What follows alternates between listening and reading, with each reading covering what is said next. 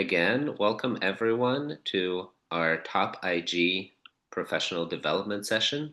Today we'll be hosting Stella Pallavicino, um, who will present to us the Emopron um, story system to teach young learners the pronunciation of English.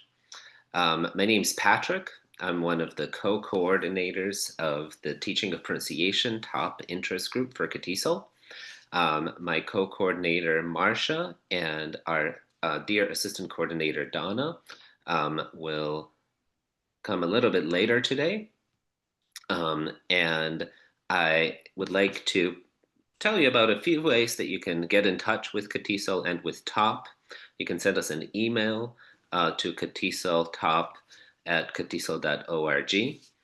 And if you're a CATISL member, you can also connect through the Member Leaps portal and the CATISL Top message board. We have a YouTube channel, and I will paste in all of these links during the presentation, during Stella's presentation. So soon I will paste in all of these links into the chat. We've got a Facebook group as well if you're on Facebook. And we have a Padlet, and I would specifically like to recommend checking out the Padlet, because it includes links to the recordings of past Top IG webinars, information about regular activities, links to some posts in different social media that we've made, and generally a great way to get connected and get involved. I would also like to share with you this link to a Top IG event notification newsletter. So again, I'll share that soon in the chat. If you don't have to be a CATISL member to sign up, but if you do, you will be receiving a regular newsletter with information about our events. Usually we don't spam we don't spam our members, but we always send a notification about upcoming Top IG webinars. And I would also like to remind you of the CATISL Disaster Relief Fund to support our members who have been displaced by the LA wildfires and are still in need of financial support. All right, so now I'm going to stop sharing my screen and I will give the floor to our presenter today, Professor Stella Pallavicino, Master in Teaching English as a Foreign Language, a graduate teacher, trainer, materials writer, and author based in Buenos Aires, Argentina.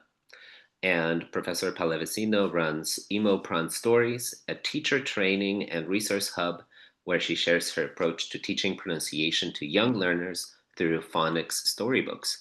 And she will tell us more about Emopron Stories today.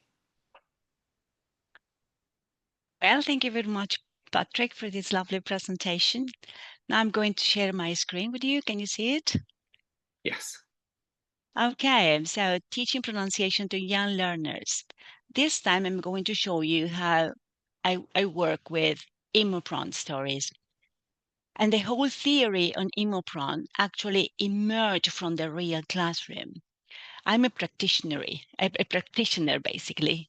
So the focus today is going to be on young learners and the reality that we face today in Argentina. But it could be suitable to any other context, any non-native speaker context in English as a foreign language. So here are the contents of today's presentation.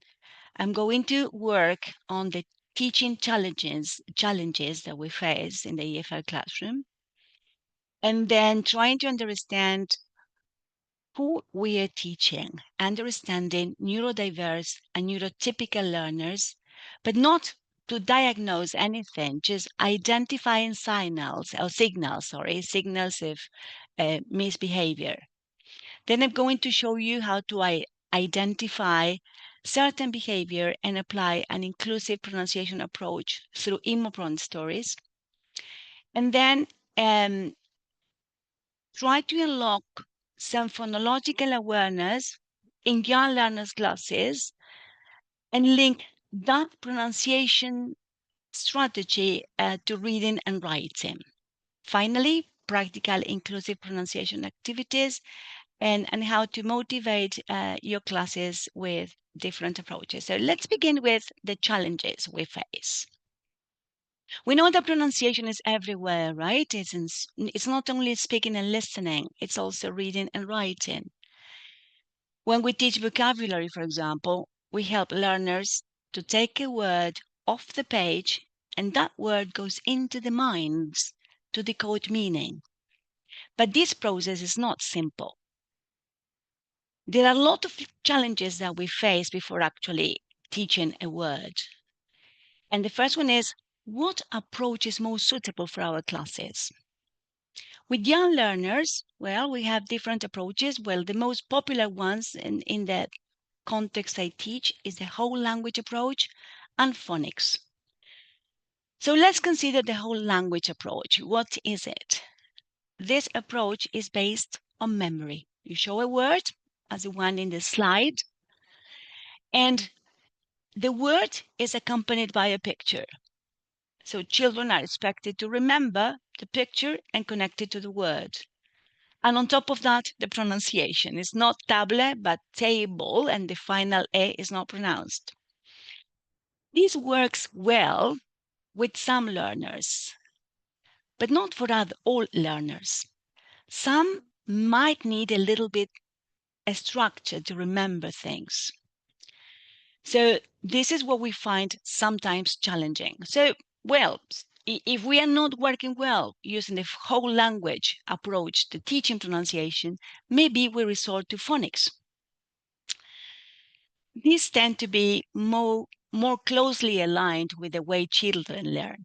For example, you teach a word, table. So we go, t, a, bo, bo. The last e, it's magic, so it makes the vowel in that two-syllable word say its name in the alphabet. So it's not table, but it's stable. So it's very difficult. It's very difficult for non-native speakers of English. This method was really designed for native speakers of English, not for non-native speakers of English that don't have the sounds. They don't have the English sounds. So through these methods, children try to associate the letters and the sounds. And in time, well, they learn the alphabet sounds. So A is not A, is A. B is not B, is B. C is not C, is K or C, and so on. This helps children decode writing words by connecting the sounds to spelling. That's the first step. And then reading and writing, which are closely connected. So children, you want to write cat. You want to write cat? So it's k, a, t, k, a, t. And the last two phonemes blend together. At, at, at. And we need to do a lot of that. But the major limitation is that phonics is originally designed for native speakers of English who already have internalized awareness of the sounds of the language. For non-native speakers, this is real difficult. It is very difficult. They don't automatically recognize or produce English sounds, and this is an obstacle for reading and writing. So children say table, and so until they internalize the table pronunciation, well, it takes some time, especially with sounds that don't exist in the mother tongue. Sounds that are not really familiar to the children. So if there is no familiar starting point, to use Vygotsky terms, there is no point in the zone of proximal development to build upon. So children, might do activities using Spanish sounds. So what can we do? Well, first of all, teach the sounds of English before any phonics activity. Children listen and repeat before actually playing the games or singing the songs. But the result is if they do not internalize the language, even though we have trained at university level to describe the sounds using articulatory vocabulary or interpret the IPA alphabet, sometimes we fail when we want to transfer all that into the classroom. And these concepts for children are really abstracts. So as a result of all this, some learners manage, I don't know how, to crack the alphabetic code and to pronounce English intelligibly. But unfortunately, some of them are left behind. There are two main issues in the classrooms that we visualize nowadays with so much research. Our methods may not fit the context in which we teach. Even the approach is slightly good. We need to observe how it works in our classrooms. Well, that is not new, isn't it? But when we see children having fun or engaging in an activity, we like it. So phonics is ideal for that. But in the end, well, we start facing the same pronunciation problems that we have in the traditional listen and repeat. And children, well, need to resort to memory when it comes to reading and writing. What happens here is we have two different learners profiles, and we need to visualize these signs. We need to recognize that some children do not process language in the same way. We are not going to diagnose anything because that is not our role, but we need to recognize those signs. Some children want to go to the toilet or they are restless, and we say, well, this child is lazy, impatient, or he's not paying attention. The thing is that he's simply processing information differently. And nowadays, research shows that in the classroom, we have 1 in 5 students that process language or learning in a different way. So I came up with an idea. By observing classes with my students, we realized that a common core to all children is emotion, is doing things, is approaching learning through a multisensory way. So if emotions is a common ground, why not working with something that is common in experimenting with learning? And so stories could be the solution. So I came up with an approach that connects pronunciation and emotion, and I call it Emopron, a short form for emotions and pronunciation. Emopron stories is an approach to teaching pronunciation through stories, integrating emotions, visuals, auditory, and experiential learning. How? I'm going to show it in a moment. So, Emopron stories are picture books that encourages storytelling, and children encounter the sounds in a meaningful context. They don't just memorize sounds and connect it to spelling, or struggle to listen and repeat new sounds. They notice pronunciation features as they learn how conflicts are solved in the story. This is really helpful because it helps children move through the flow of acquiring new sounds in the story through fantasy characters, perceiving, producing, reading, and writing all the sounds in a playful way. Nowadays, we know that emotions are really important because they help children remember whatever they are doing or forget. I mean, they act as a blockage or they can help children move on with learning things. So when children feel emotionally engaged, whether through curiosity, surprise, empathy, joy, their brains are more active and learning becomes deeper and long-lasting. Emopron stories are not just an extra element. The driving force that makes pronunciation noticeable and acquirable and memorable is in the stories, in the conflict that needs to be solved.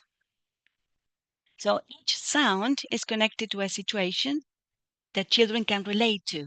So in this way, pronunciation stops being something abstract, something that has to be repeated many times, and becomes part of living, part of a story, part of characters, parts of an emotional experience.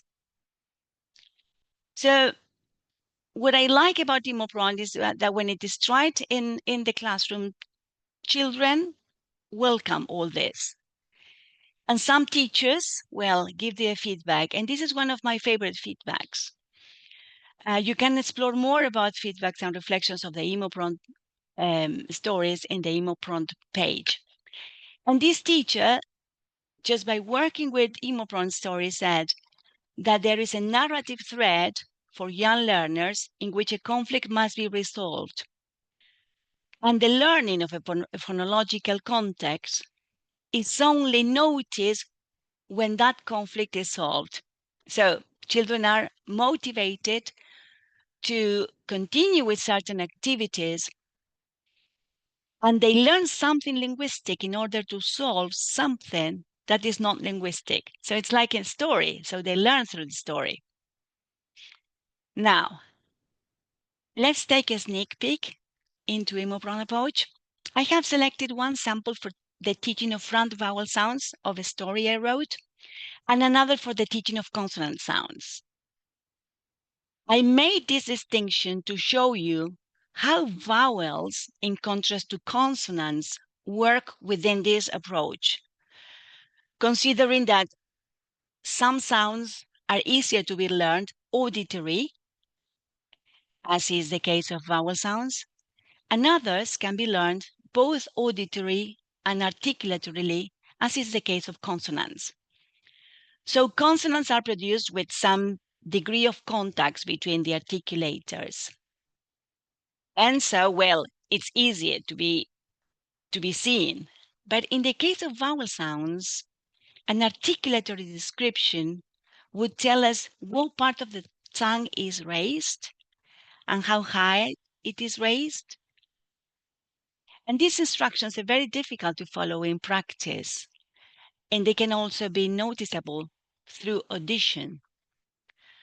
So vowel sounds are generally learned auditorily through listening and imitation, and I will show you how this works in Vowel Land, this story.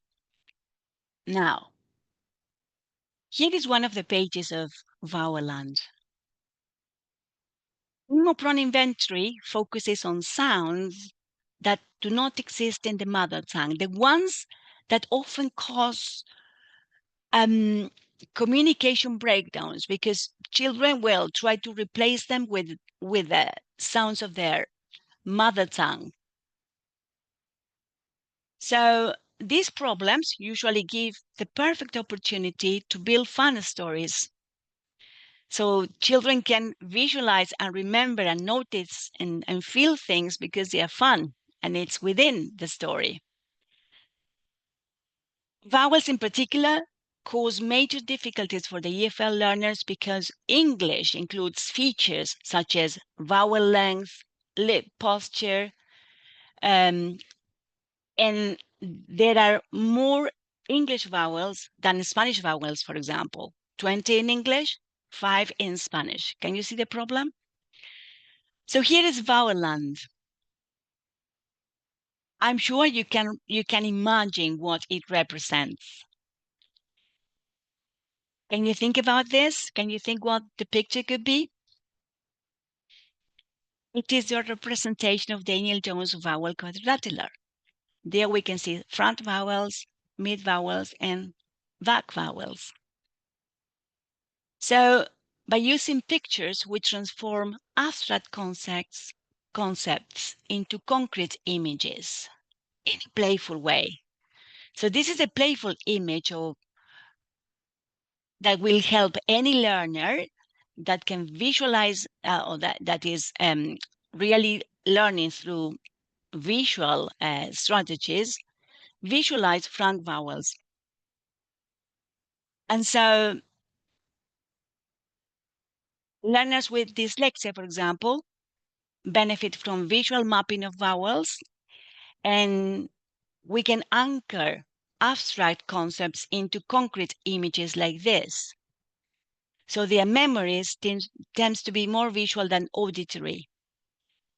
And these pictures, well, trigger in a way what we were mentioning before, the zone of proximal development. It's a starting point. Learners with ADHD, on the other hand, are naturally drawn to the playful story format. So they are going to be more focused while they are listening to a story for longer periods of time. And learners on the autism spectrum, well, they respond positively to visuals as well, and also to the guided explorations of emotions within what happens in the story. So a combination, all this combination helps reduce the cognitive load and supports the emotional understanding of this structured environment that we create through Emopron stories. Now, what happens next is that after introducing where the characters live, we work on the characters. Here is an example of vowel land. The story begins with the place where the vowels live, which is the mouth, actually. We learned that as we read the story, and moves on to the introduction of the characters. Each character's first name represents a vowel sound, while the last name, the sound. So, for example, we encounter Tim E, that is going to be sitting, we are going to see in a minute, here, hi, Ted and Mel E, and Pat A. As the story unfolds, Green Tea, Mommy Nice, Daddy Ape, and Cupid E are introduced. Now,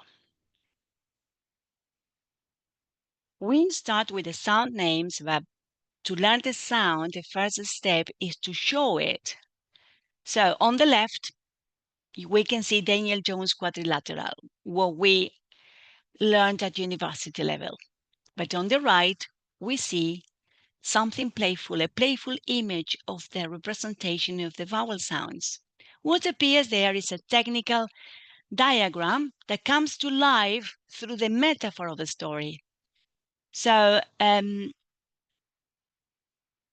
the drawing is extremely helpful because it shows how all the characters are sitting in a tiered stand in the classroom.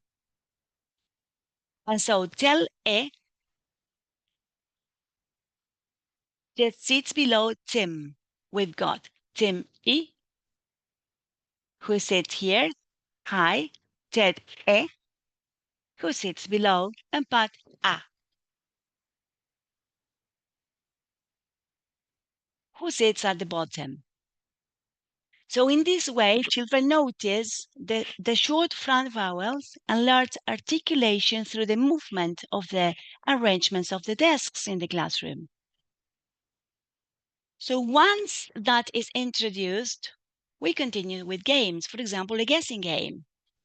The teacher shows the tiers of seats in the classroom, and then they play lip reading. So this is how it works. You put on a hat, you divide the class into two groups, and one student comes to the front and you put on a hat. So the rest of the group must help the student wearing the hat to guess who he is. So silently, children show where the character is sitting. So, if this is, for example, part A, children would produce a gesture like this.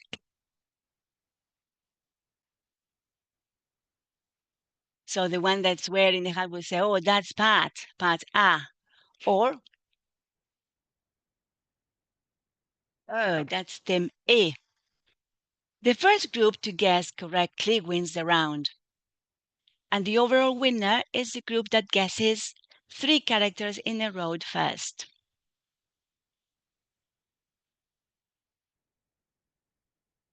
Now, here is the plan.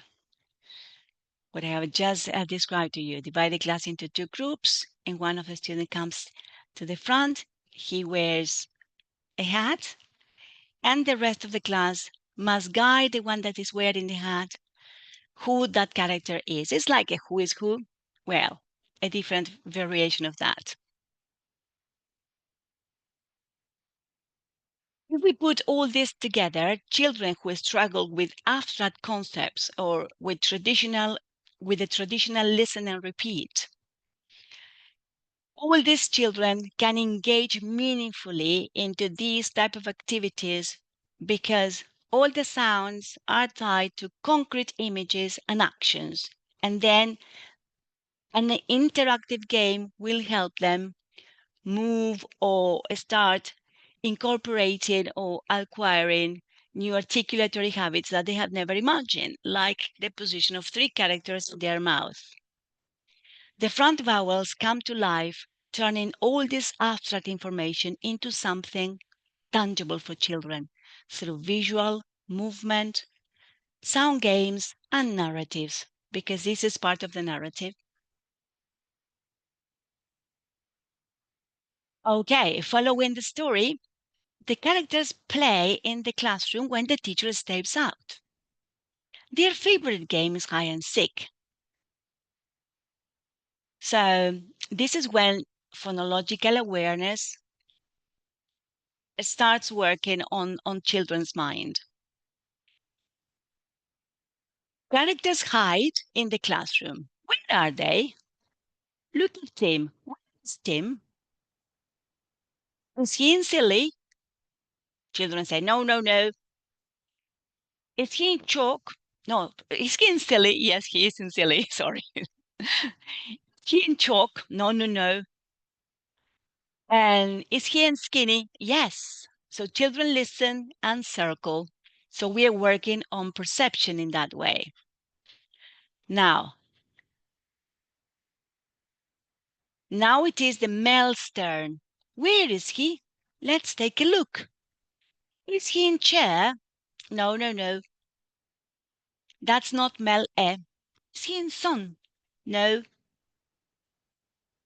Let's keep looking. Is he in pen? Oh, yes. There he is. Mel lives in words like pen, ten, bed, elephant. Phonological awareness develops first.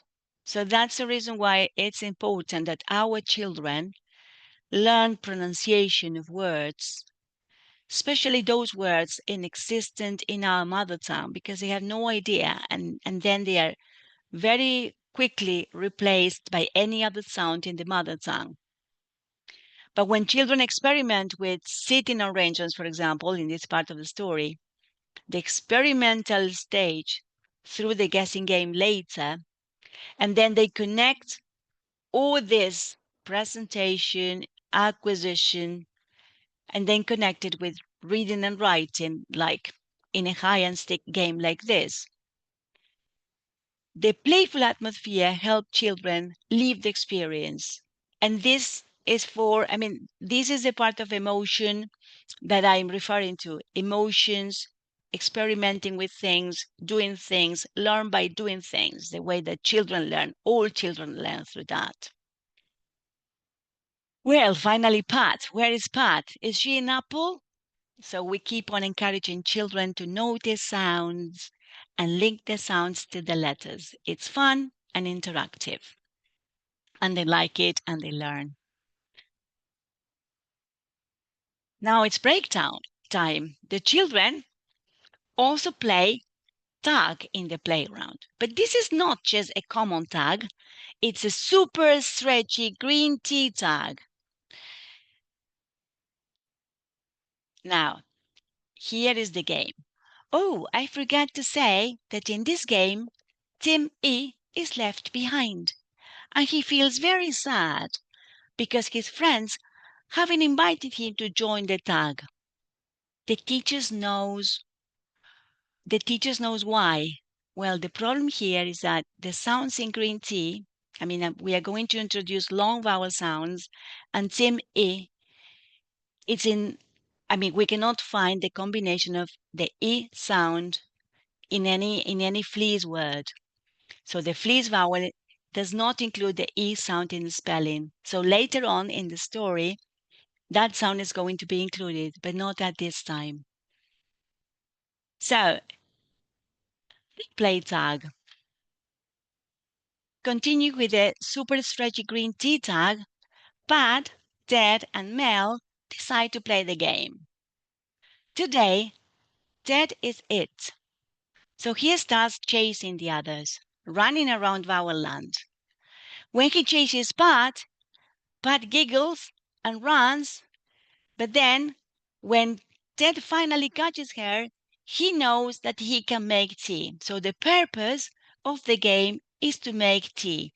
So Mel needs to catch either Pat or Ted to make tea. So when chases one of the characters, they run in a chain. So in that way, they know that they make tea, or sometimes they make a special tea, green tea.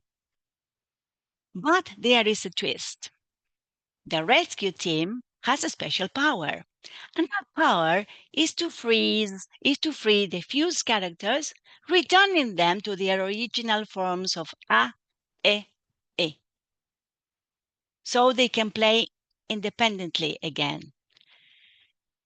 That's the whole purpose of the game. The children can see how the sound is made. And this reinforces the idea that long sounds are really often created when two characters come together. So when two characters come together, everything is bigger and longer, the chain is longer. So visually, they visualize that something is longer and that two characters come together to make something longer. That's the first perception. Now,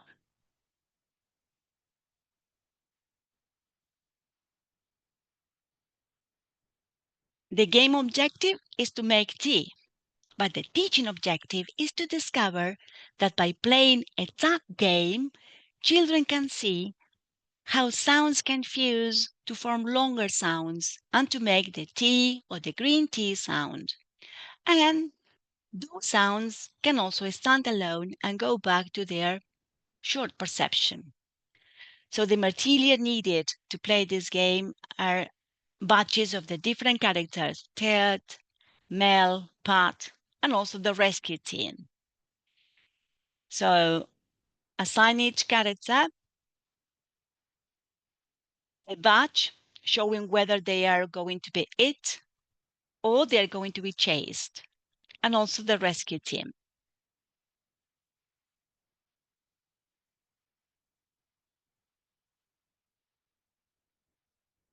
Well,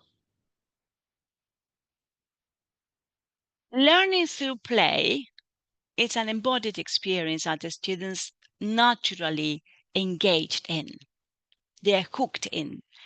Even though they don't understand at the beginning whether they are trying to make tea or green tea, in time they realize that the chain is made by two characters. And when they go back into the classroom, they encounter a page on Vowel Land like this one, whether they are actually looking for green tea words. So with the help of the teacher, you ask students, try to match and let's look for green tea. Is green tea meat? Yes, so they circle. Is it in video? No, no, no. So Vowel Land is full of these games because we know that vowels are actually learned through perception, I mean, auditorily, more than articulatorily as consonant sounds. So teachers can prompt a lot of these activities and encourage children to listen for sound recognition. Those are the first stages. So they have already noticed a different position in the mouth of the vowel sounds, and then they realize how they are in their sitting arrangement, they are sitting in the classroom, and then how to make those short vowel sounds long through the tag game, and then they visualize or they try to connect the sounds to the spelling through games like this. Now, we need to focus on production. Repetition is reinforced through songs in this approach. That makes the experience memorable, but it's not a blind repetition, it's a meaningful repetition. And children will leave the classroom singing the song and they probably sing it to their parents. And this is how it sounds.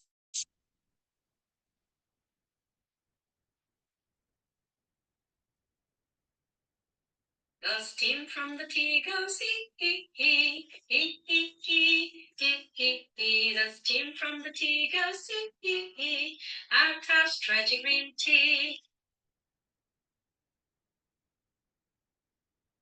All right.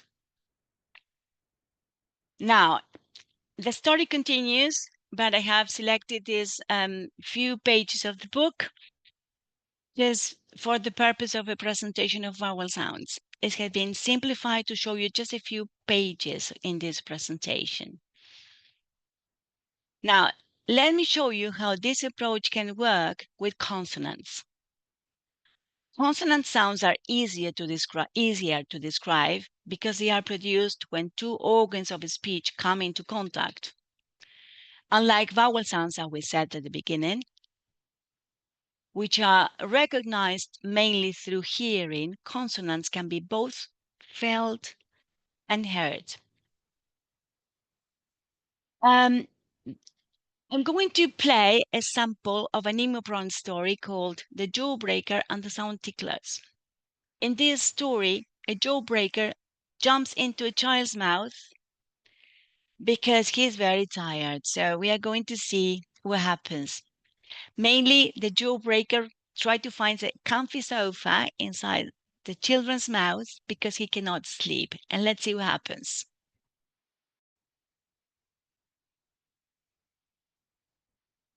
The Jawbreaker and the Sound Ticklers, an EFL World of Phonics for Young Learners by Stella Pallavicino. Jack and Ginny went up the hill to find a mobile signal. Jack fell down and dropped his phone into a big sweet jar, and Ginny came tumbling after. Unfortunately, a jawbreaker flew into Ginny's mouth. A lady saw the scene and came out of the sweet shop and cried, "Help! The poor girl cannot talk! A tragedy!" Jawbreakers are sweets that stick to your mouth. Behind children's teeth, they find a comfy sofa and get long sleeps. So Jack took a stick and, like a flash, went to hit Ginny's jaw. "Stop!" cried the lady. "Get!" A girl that was near heard the lady clearly. She ran over and said, "Just behind the upper teeth, jawbreakers find a comfy sofa where they like to sleep. But they cannot resist tickles, so follow my tricks. Turn the tip of your tongue into feathers and push with the tip against the jawbreaker that is behind your lips. Then push and push more and suddenly let it go." The JG sound ticklers will be heard and push the jawbreaker away. So Ginny did just as the girl said. "Goodbye, Jawbreaker," she said with a grin. That's how the children learn to frighten jawbreakers away.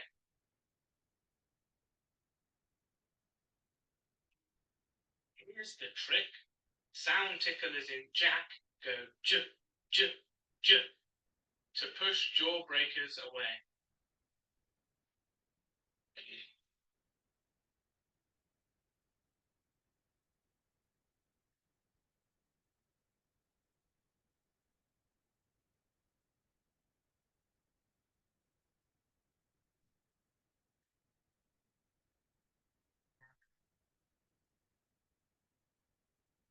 All right. Well, the children discovered that jawbreakers cannot resist tickles. And that's precisely the place of articulation for the ja sound.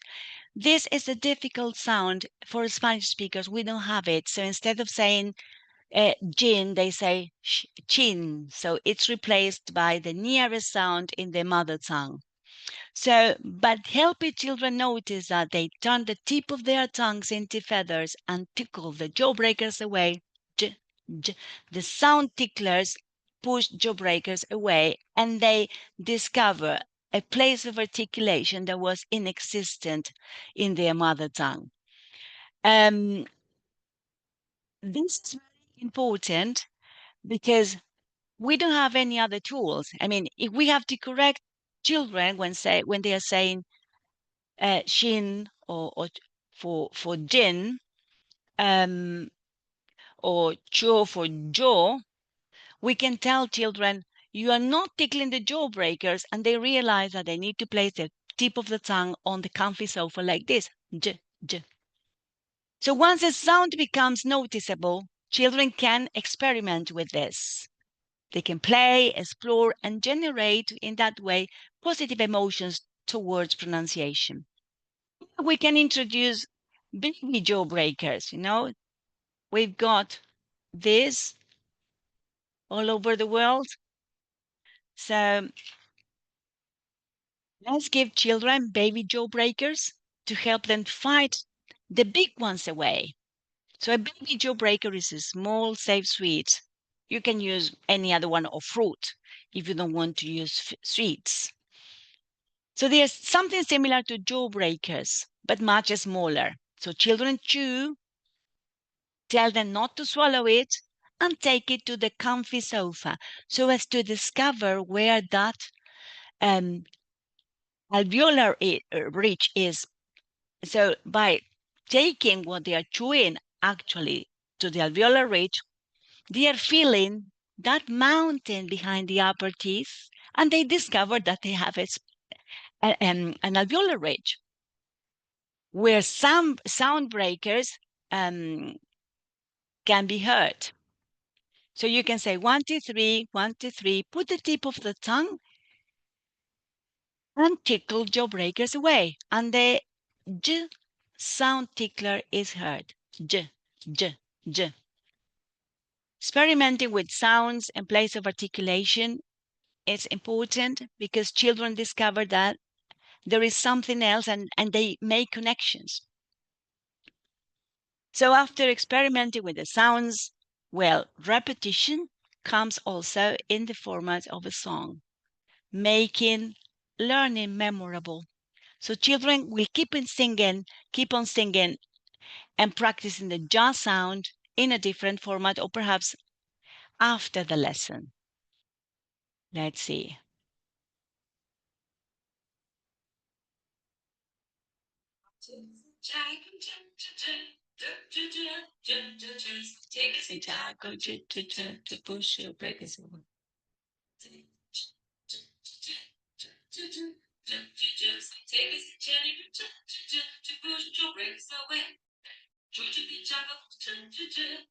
And you can continue with, well, a lot of vocabulary that children encounter in their lessons.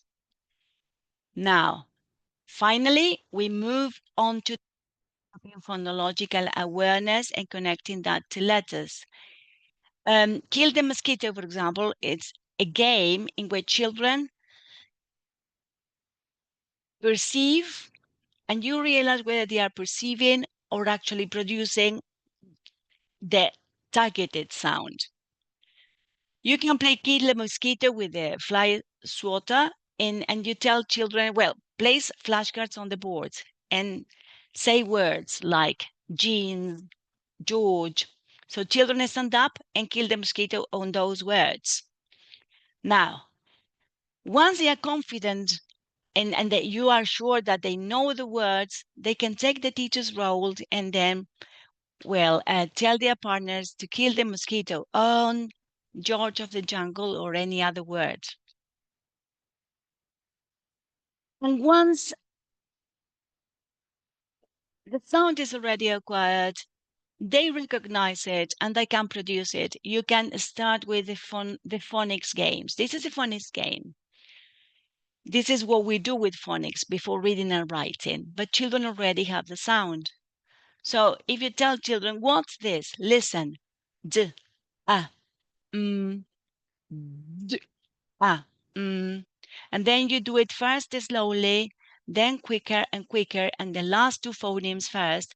D, ah, ah, j, jam, jam. So hearing sounds in words means developing phonological awareness, and then, well, they take in turns to do that. This is blending. And for writing, what they do is they segment the words into individual sounds. So they go from j, to reading, j, m. So they read jam and they go into j, m. So these two processes, blending and segmenting, work hand in hand when learning to read and write. But pronunciation is the key to that. Well, I have compiled a number of sounds that can be useful for children. So if you want to browse teaching priorities in emopronstories.com.r, I made an inventory of sounds, and I'm completing that list of sounds with storybooks. So there's a collection there of Emopron stories, lesson plans, and resources that you can resort to when you are trying this approach. Now, conclusion. Building an inclusive pronunciation classroom requires an experimental approach to teaching sounds, one that engages learning through hearing, seeing, and doing things. The Emopron approach achieves this just by using storytelling to make a new sound visible within the narrative. As Smith says, we need to notice something in order to learn that feature. Otherwise, you're not going to learn anything.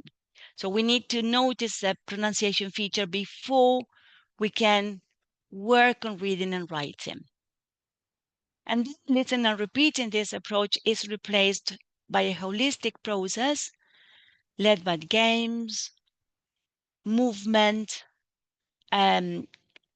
pronunciation games, and also writing games and reading games and songs, basically encouraging anything that they do, but interactively and also meaningful. Movement is also important. For children, it's very important because it connects to memory. And some children, well, can do it without that help, but some other children need some framework for that. In this way, well, Emopron Stories blends emotions, imagination, and physical engagement to create an inclusive and effective pronunciation learning experience that allows all children to process language in a number of different ways. So I hope that you can put into practice all these activities. And if you do, please send me an email and tell me how it goes. Here are the references and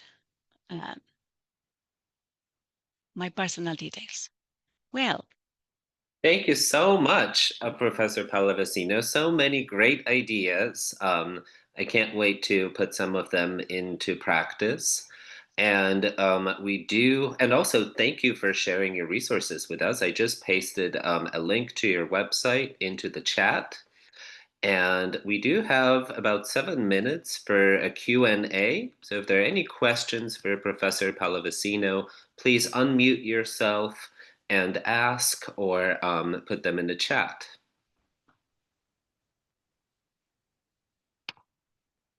Congratulations. It was amazing. I have your Thank book you. here. Thank you, Marianne. Well, maybe I'll ask a question then. I'm curious Please. if you can see any parts of this approach being adapted for work with older learners.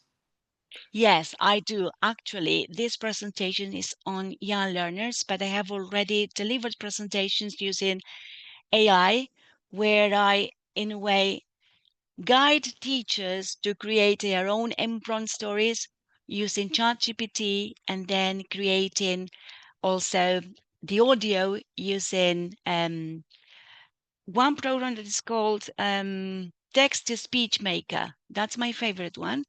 So they can create their own stories, just writing a few words, and also how the sounds are produced and what difficulties those sounds bring about. And then when they're happy with that story, of course, they need to edit that story a lot of times to reach your goal.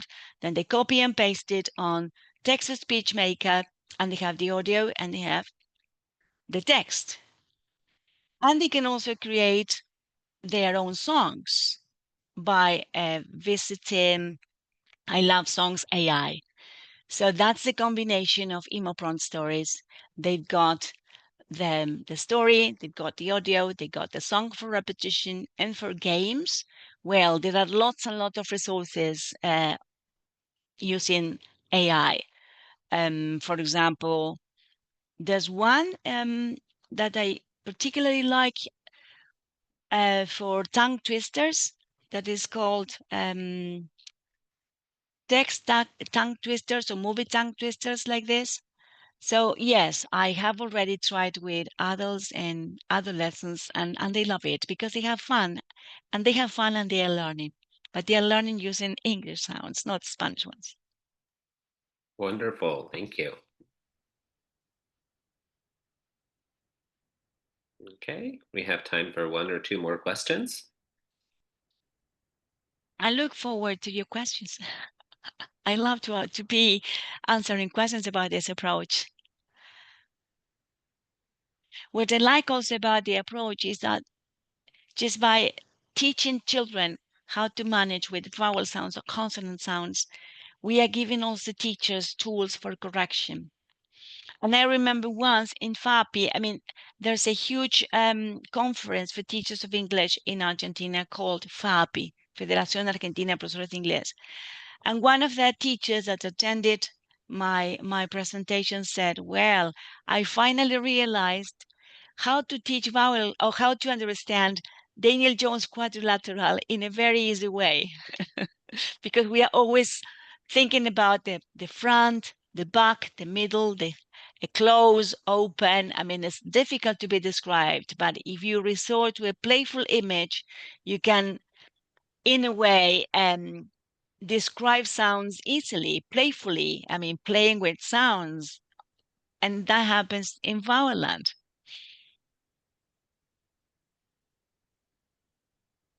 Yeah, I really like the imagery of the different sounds sitting in different rows in the classroom.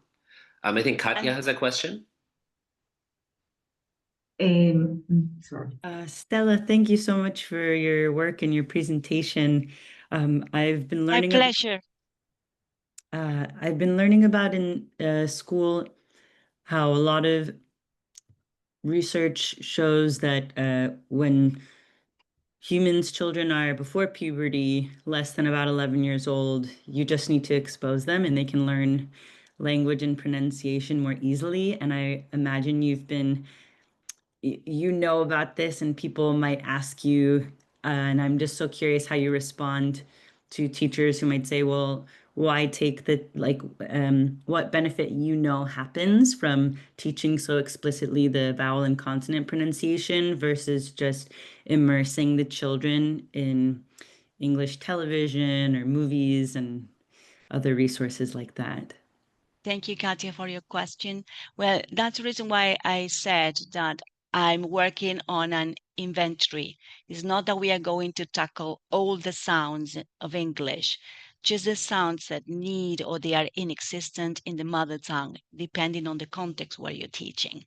For example, the ja sound in Spanish, it's a real problem because children say cha for j. So they say chin for jin. They change, I mean, and it changes. And when it comes to reading and writing, this is for first and second form. And when it comes to reading and writing, we cannot cope with sounds because they cannot relate the sound to the letter. So this is not, I mean, the storybooks and writing are going to be limited and they're going to tackle Spanish speaker sounds. I mean, the sounds that are inexistent in our mother tongue. Vowels, for example, we have 5 vowel sounds. And none of the features that you have in English, we do have in Spanish.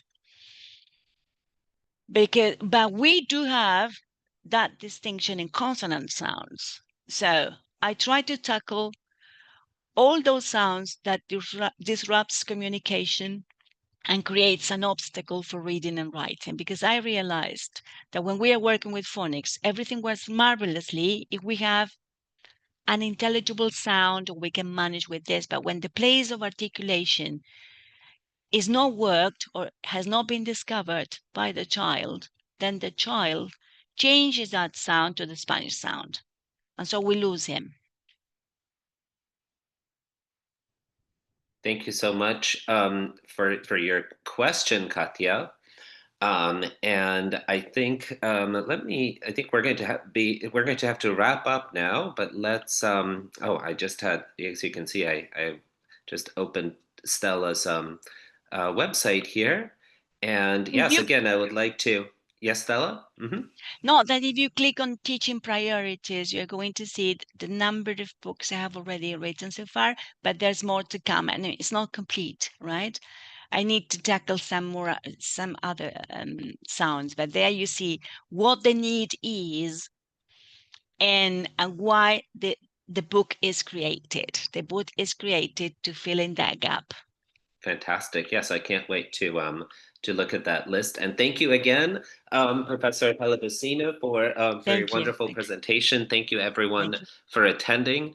As top, we're going to take a break in December, but we'll be back on January 16th with another webinar. So please look out for that email or check our schedule on the CATISO website. And have a wonderful weekend, everyone. Good to see you all. Goodbye. Thank you.